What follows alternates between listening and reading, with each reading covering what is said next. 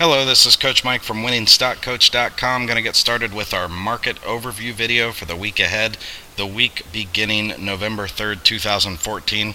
Going to be the first to admit we actually exceeded what I thought would be the more probable target in most of the markets, but we did still have a potential target 20, 25, 56 for the S&P 500.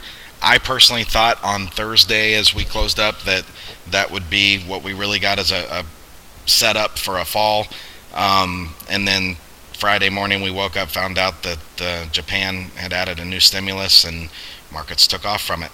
At this point, I don't think that we'll see any drastic type of pullback Monday or Tuesday going into the U.S. midterm elections, but I think we could have a little bit of volatility in a few individual stocks for early week trading.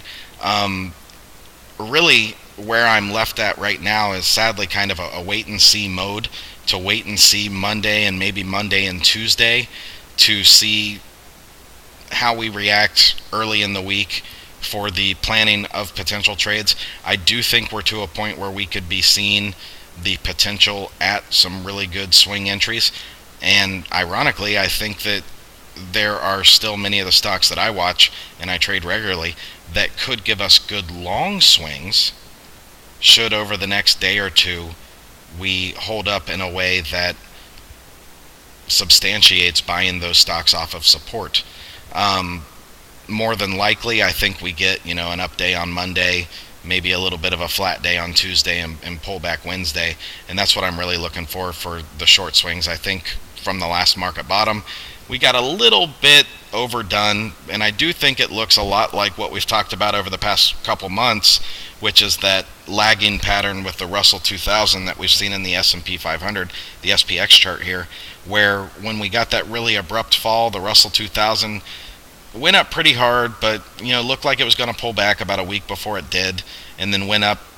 And even though price-wise made a new high, it actually really just double-topped, essentially, with just viewing it and where the tops were.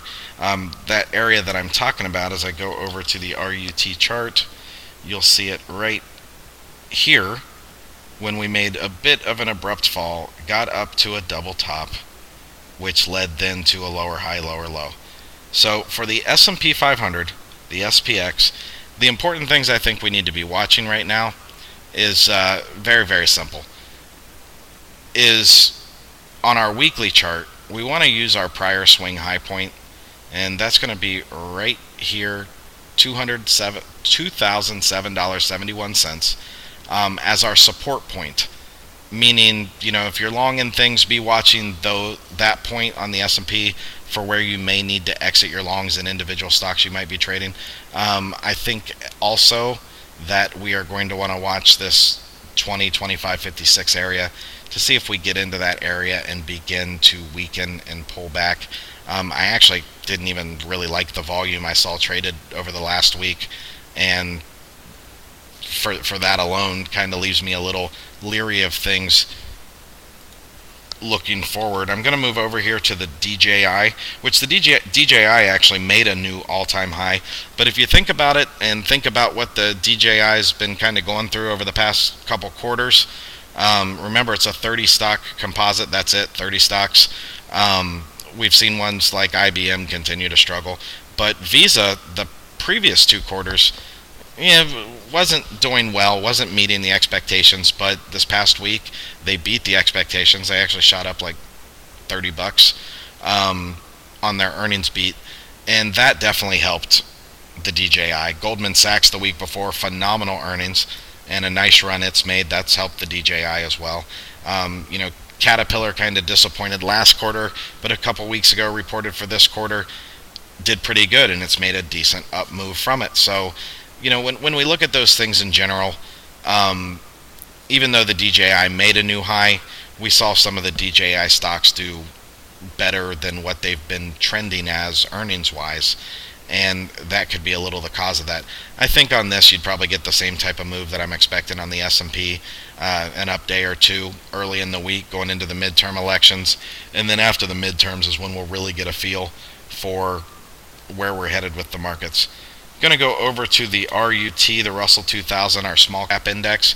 Actually closed just above the target I had spoke of last week, but still the general area that I talk about. And really watching right now 1179.47. If it closes a day above there, we'll have a higher closing point for the day than we've had, on the last pullback point, which could change the viewpoint of this chart to a little bit bullish. It won't have me chasing things on the way up here. It would have me waiting for a pullback to then make bullish entries. But if we confirm a pullback with a bearish chart pattern, an evening star, maybe an intraday head and shoulders, something like that, I'll be looking at at the RUT as an index in general for some small caps to maybe look at short positions. I'm not dead set on that I'll be shorting small caps. I'm dead set that I'll just be watching and reacting to what I see on the charts. Moving over here to the NDX, the NASDAQ 100. I think Friday's gap on this was a bit too excessive, but we see that with the NASDAQ 100 a lot, that it excessively moves a little too overly excessive in either direction at times. So for the NDX, even though, Thursday I thought, okay, we kind of got this double top from before, we're failing to break above it, we might have that chance of pulling back, then we gap up above it. I think that's going to be our support point.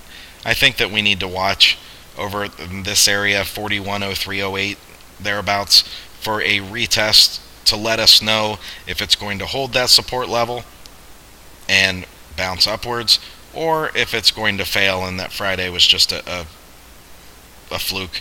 So, I hate to do this on the market overview videos, but, this is one of those weeks where leading into the start of the week, it is kind of a wait and see mode, wait and see what it gives us. Being patient never hurt anybody. And I think that there's some probabilities for many things here that, though I may have not seen coming after that last market pullback, could present themselves to the long or the short side over the first 2 days of this upcoming trading week.